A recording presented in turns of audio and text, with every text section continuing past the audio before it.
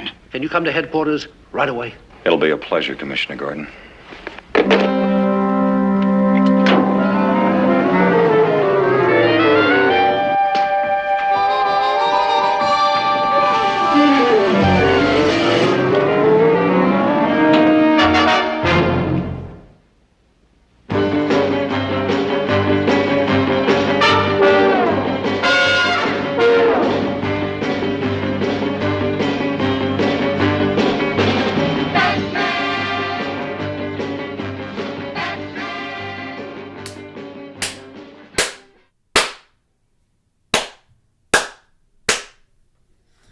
Clapboard just to sync everything. I've never seen him do that 4 times.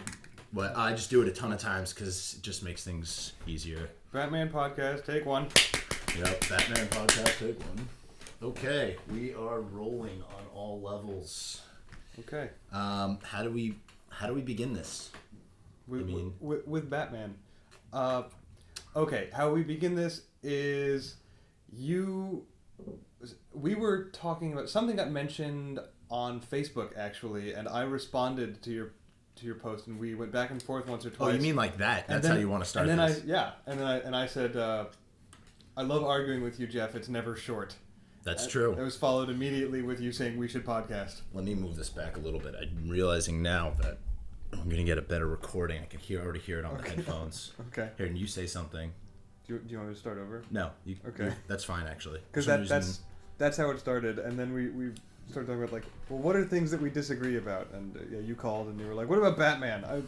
How much did you hate The Dark Knight? I was like, not really, like, at all. Well, let me at least say that I went to The Dark Knight. You know, that was a movie that was just so hyped. That was one of the most hyped. I think it's fair to say that was one of the most hyped sequels of the last decade. Would you agree on that? I don't know. I'm so out of being inundated by pop culture because I don't watch actual TV or listen to so commercial retrospectively, radio. looking back, I don't know how much it was hyped because like I didn't see commercials for it, I didn't hear commercials for it. People didn't really really hear people talk about it, and because I saw it so close to opening night, if not actually opening night, I don't remember. The first showing at midnight. I don't remember, but because I saw it, within that first couple days. Right. Seriously, I walked out of the IMAX in 2005 for Batman Begins, and this has been like a build-up for 3 years, and it met every expectation I could possibly have had for it. It was incredible. That people saying it was awesome, it was like, I liked it a lot. So right. It didn't have the opportunity to get built up for me, so that I don't know. Well, I can tell you personally that, you know, I living in Chicago at the time when that was being made, being in film school, and actually having an opportunity to be a PA and going to the PA office, and we had a PA office built into our school for any movie that came to town, and tried to get on The Dark Knight and couldn't. And that's not why I don't like The Dark Knight at all. But I'm just saying, like, my point behind that is that I was very immersed and, you know, could really feel the hype of just everything. Everybody was talking about it. I mean, coming off of Batman Begins, this is like this movie, and it's just going to be like the greatest Batman. It's called The Dark Knight, and, you know, when you think of The Dark Knight, you think about The Dark Knight Returns, which, you know, is heralded by some, I know not all. You probably argue the exact opposite of me, because we're kind of polar like that, in the sense that I think that, you know, I would say that The Dark Knight Returns is one of the greatest comic book pieces of literature of all time, right up there with Watchmen, if not better than Watchmen. It's not better than Watchmen. All right, well, that's a podcast for another day. It's just not. But yeah, it's up there.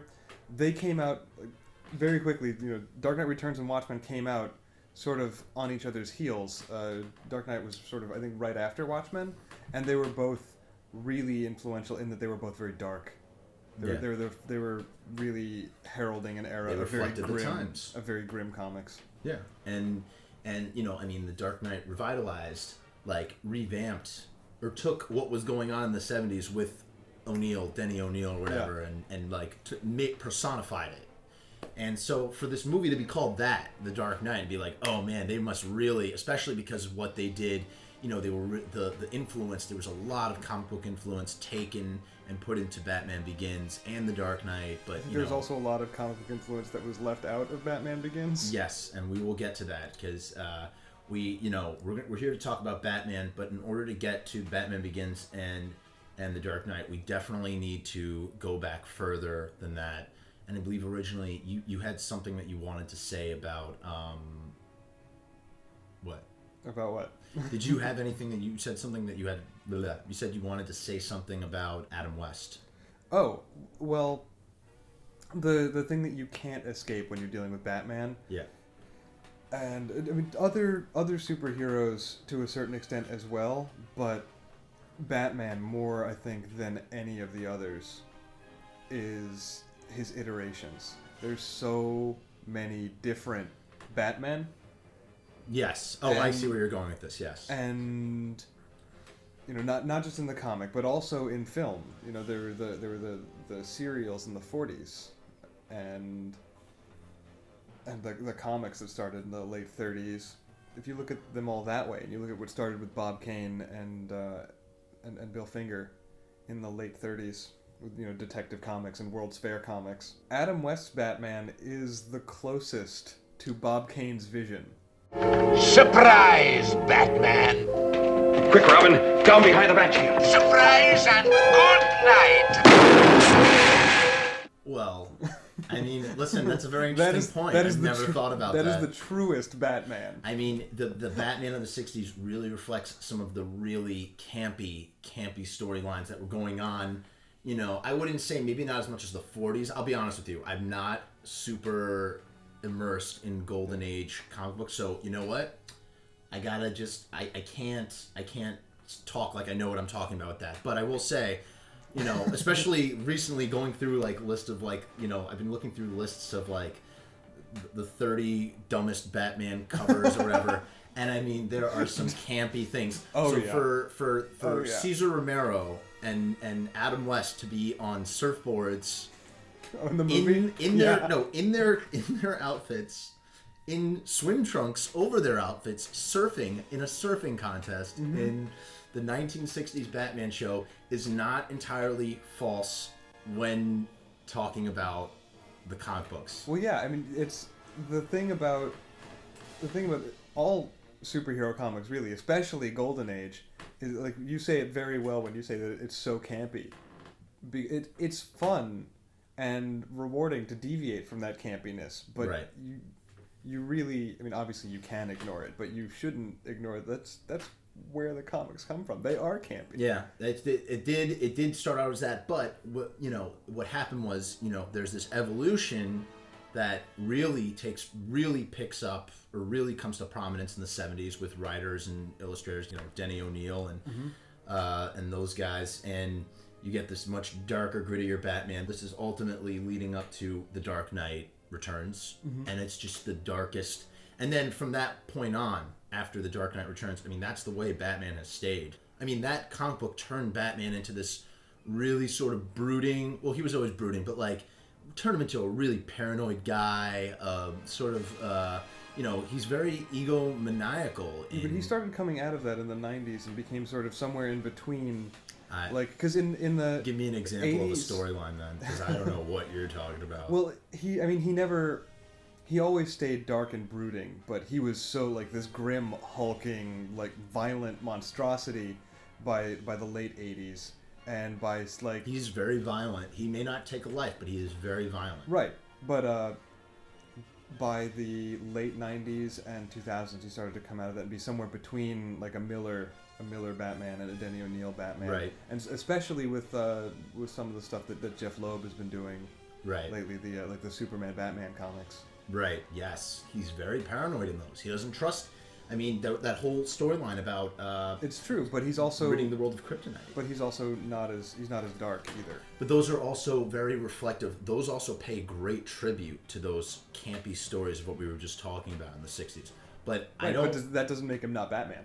We have to talk about what makes Batman Batman, and Batman follows a certain set of rules that were definitely galvanized with this dark, gritty Batman that we were just talking about. But not necessarily set down before that. I think that's part of those rules being so strict are part of that iteration of Batman, and correct. Carries into some others. But that's not necessarily part of Batman. Yeah, well, the criteria that makes up Batman, he has a Batcave under Wayne Manor. His parents were killed. He dresses like a bat. He's a millionaire. Like, these things are those are the things that were there from the beginning. But what has made you don't remember that Batman for those things. You remember Batman. You like Batman because he doesn't have powers. You like Batman because he's a fucking amazing detective. Today, when people retrospectively look at Batman, there are the things that make him such a popular character today are the things that were galvanized during that dark, gritty period. It's that people don't remember Batman for this campiness of the 1960s Batman. They don't. Maybe they nostalgically do when they harken back to watching those reruns on TV, but that's not the Batman. You know what? And another thing, you can compound that with the animated series Batman, which I think personally, out of every incarnation of Batman, when I read a Batman comic book, all I hear is Kevin Conroy, the voice of that Batman. He, to me, is Batman more than anybody else in the history of Batman. He is Batman, without a doubt. The cartoon was great. Yeah. Absolutely great. Can we agree that that is like a flawless thing that we can use as almost a yardstick? Yeah. Because it balances the campiness, but it also has the dark grittiness. It's for kids, but it's also got a very adult thing running through it. Yeah. I have a very knee-jerk reaction to flawless because, of course, it's flawed. But it's yes. So but we can agree that it's the best. Can we agree on an adjective to describe things from now on that aren't flawed? Because I'll tell you, I think Commissioner Gordon, what's his face as Commissioner Gordon, is flawless. Yeah, I don't think there's a single bad thing that you can say. And I would say the same thing for Michael Gough as Alfred, except he's too old. But he is a fantastic Alfred. I really like him as Alfred. I really do. Michael Caine as Alfred was not a good choice. I think he was for that Alfred. But Alfred, because Alfred has iterations as well. Yeah, but for the most part, he is a gentleman, well-reserved butler who is just very, very proper, but has this spy background and knows how to do a field dressing, whatever. It depends on who you're talking about. Like, he was originally just like uber butler, and Michael Gough was fantastic for that. Yeah. And deeply loyal. Michael Caine, I think, is better for the sort of Frank Miller. Yeah, but look at Frank Miller's Alfred in The Dark Knight Returns. He is Michael Gough, except with a long pencil eraser. Well, you're talking about like aesthetically. No, not aesthetically, but I mean he's just very But Michael Caine's like, oh, well, we pick yourself up. We gotta, Bruce. When you fall down, you gotta pick yourself back up again. What do you think of that? You better mind your p's and q's. I'm happy to call the animated series the yardstick by which we can measure Batman. Okay. Okay. We're saying that's. Are we saying that that's the true Batman, or just that's the best? Man, if you just had to pull him out of the comic, and throw him onto, I don't know, because it's a cartoon, and I mean, listen, no matter what kind of special effects you have, no matter what, Batman's never going to look right as a live action thing. None of these comic books are ever going to look right as a live action. They're always going to be best. They're always going to be the best adaptations. Are always going to be animated adaptations. They are. I think that's true. I mean, you look at, and I really like going back to what you said when we're talking right now. Obviously, The Dark Knight and Batman Begins are not the de facto Batman. Obviously, every Batman is a literary character. Batman is up for interpretation. But what we're talking about right now is, do they fit the universal criteria? Let's talk about those morals and values that Batman upholds in the comic books. And when I talk about that, we're talking about modern age Batman. We're talking about 1980s Batman. We're talking about 1970s Batman. Before that, we're going into Campville, and we want to stay away from that. So let's talk about the things. But Campville's important. I know, but we've already clarified that he comes from. That's where he comes from, but he's evolved into this other thing. So criteria 1: Batman never takes a life. I'm no executioner. Your compassion is a weakness your enemies will not share. That's why it's so important. It separates us from them. Part of that has to do with the fact that, that's what separates him from the crazies. And if you look at Batman is a dude who lost his parents, took a bunch of money, decided to dress up as a giant vigilante bat guy. And what makes him different from his rogue gallery is that he doesn't kill people and that he doesn't commit. Well, maybe commit some vandalism crimes, but like he doesn't like. He commits a ton of assault. Yeah, he commits, but he doesn't. He protects the innocent. He commits a ton of assault and battery. Does tons of property damage. He protects the status quo. So we can agree that. So he doesn't take a life. That is so Batman. That's his number one rule. Batman will not kill, unless you are in like a monastery in Tibet. Then he will blow that shit up. Oh yeah, we have to talk. We're gonna get. Oh man, we're so gonna fucking hash that out. Criteria number 2. I mean, I guess Batman also doesn't steal, but right. But these are he does. He does steal from Wayne Enterprises, kind of. And Wayne Enterprises is his company, but he also does. And where do you think things just have mysteriously disappeared over time? That happens in the movies. And it doesn't happen in the Tim Burton, Joel Schumacher movies, but happens in the Nolan movies, and it definitely happens in the comic book. What, him stealing from Wayne Enterprises? Yeah, but the by the way, when we're ranking these criteria, they're not in any particular order except maybe number 1 is he never takes a life. But you can probably go up and down with these other ones. 2, Batman does not use a gun for any reason. And when I mean by gun, we're talking about guns that shoot bullets to kill people. We're not talking about grappling hook guns. We're not talking about ray guns. We're talking about guns. Right. Sorry, sir, but I was wondering what you wanted to do with your gun collection. You keep moving it, and I keep tripping over it. Sorry, Alfred. I suppose I should take it to the police. It's a bag full of tragedy, that's what it is. I don't know how you can even handle them. You have to know your enemy, Alfred. I'd never use one, but even I can appreciate the attraction of a gun. The heft, the sleekness, the cool steel, the precision, and the power. The power to change lives, history. The power of God. There are examples where he has used the gun. He used the gun to kill Doomsday in Final Crisis, which was a much later Batman storyline that I don't know. I guess you wouldn't. You don't. No, you I don't know. But apparently he killed someone. Well, he killed. He did kind of kill Darkseid. Yeah. Yeah. Although it's convenient that you're refusing to allow Camp into the discussion, or the original Batman into this discussion. No, but he totally was deputized and had a gun. Well, he was a deputy. There was a time where Batman, and it's talked about in the movies too, but there was a time, yes, the original 1939, 1943 Batman, like the really, really early Batman, did have a gun, and he did fucking shoot people. Yeah, he did. And he did do that. We can say that. But whether these are technicalities, and like Timothy Oliphant, he was justified.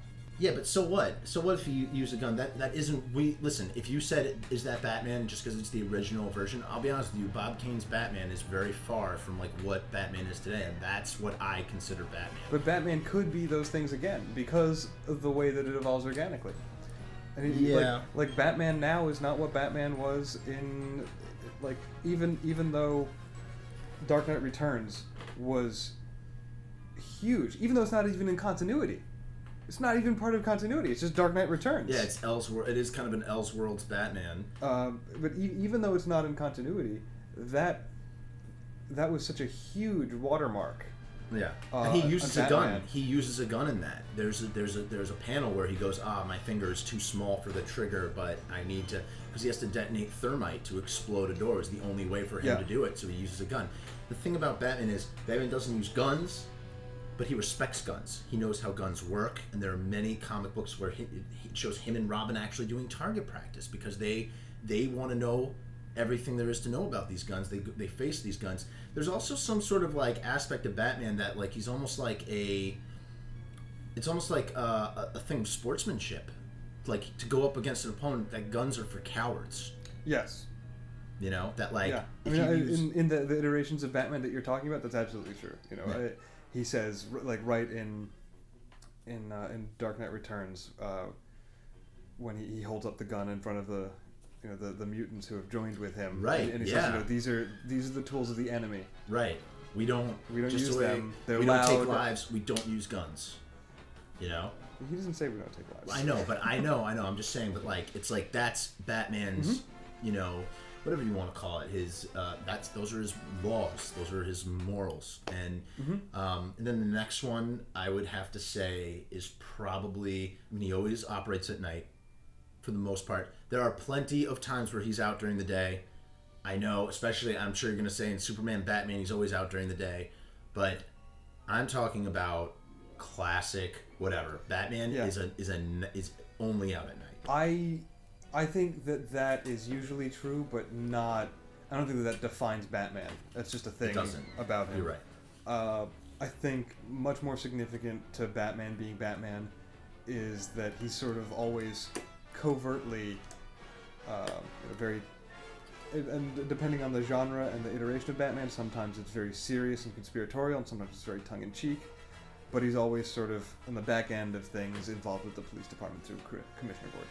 Yes, he always works with the law. He may operate outside of the law, but with the criminals that there are today, they're such super criminals that you have to operate outside the law, or you can't fight them. Yeah, and as far as I just thought of this, as far as leaving like campy out of it, there is a giant spotlight on the roof that shines a symbol of a bat into the clouds. I know. And that is how you summon the Batman. Well, there's a man that dresses as a giant bat. But, I mean, it harkens back. Batman is not a superhero. Batman is a detective that uses a symbol because criminals are a cowardly and superstitious lot. Yep. And he uses that to scare...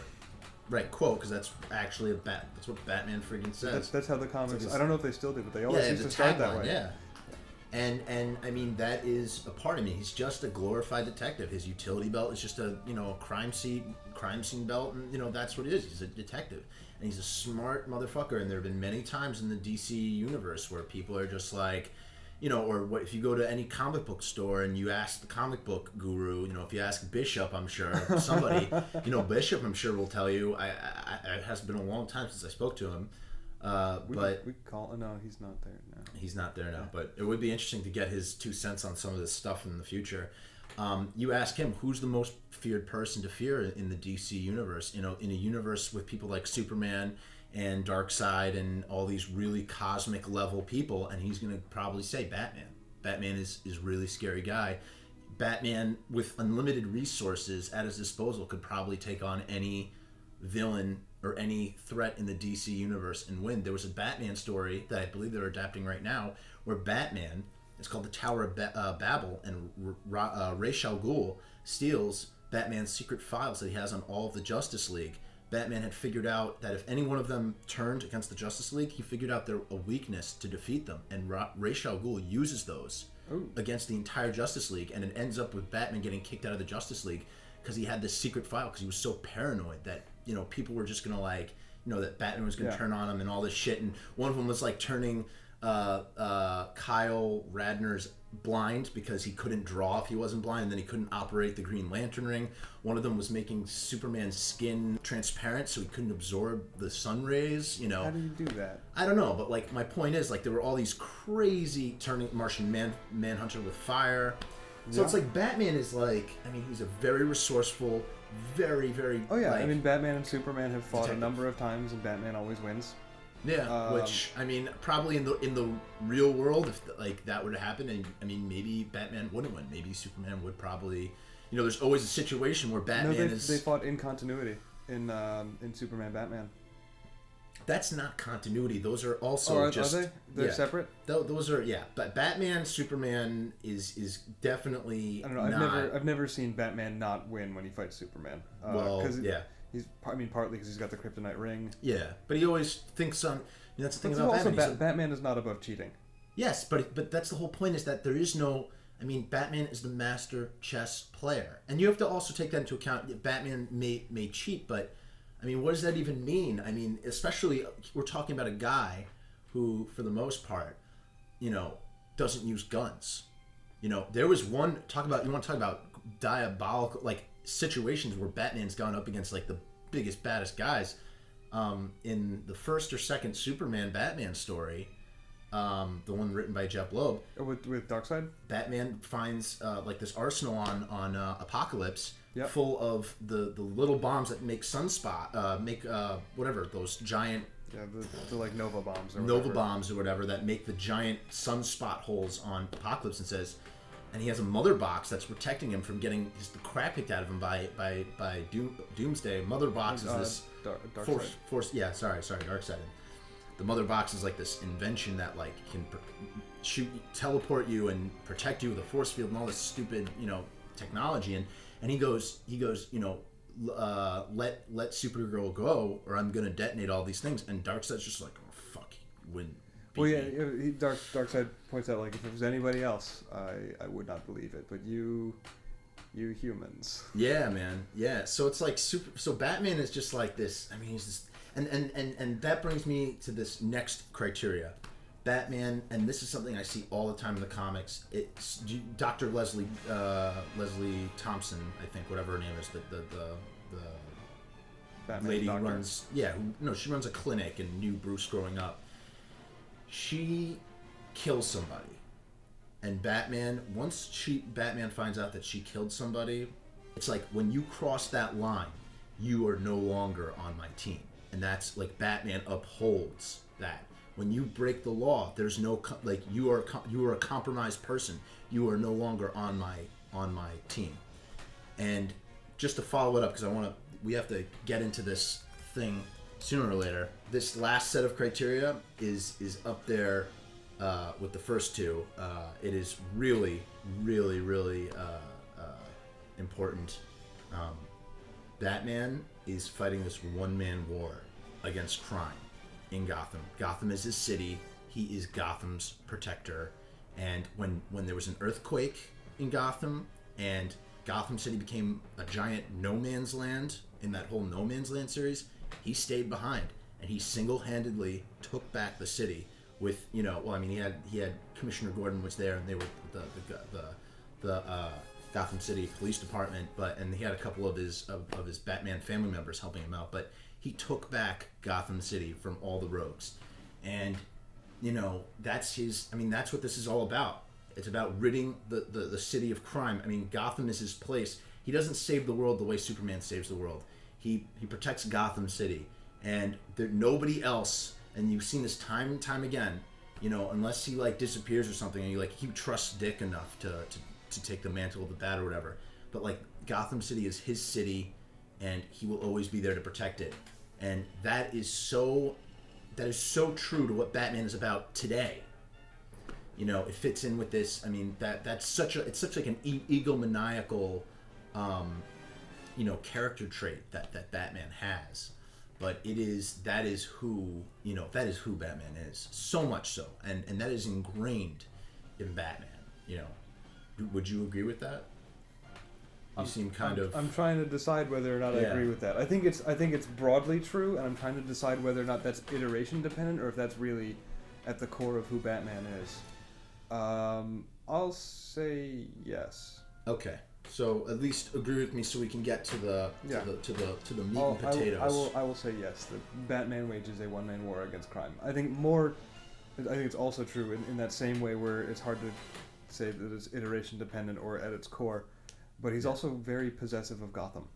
Not just protective, but possessive. That is exactly what I'm saying. And that's related. They're both related, and it has to do with, and there's this thing that, like, he feels so responsible for his parents' death, even though there was nothing he can do, that he just never wants it to happen to anybody else. And he thinks that he is capable of doing that. Someone who patrols a giant city, initially by himself, but then with the help of others, to rid an entire city of crime, one human being. Yeah. Maybe Superman, can fly super fast and you rely on his superpowers. And here's a dude who's just like, who's just a normal man who if he takes a bullet in the wrong place, he's gone. Which brings us to the Batman movies.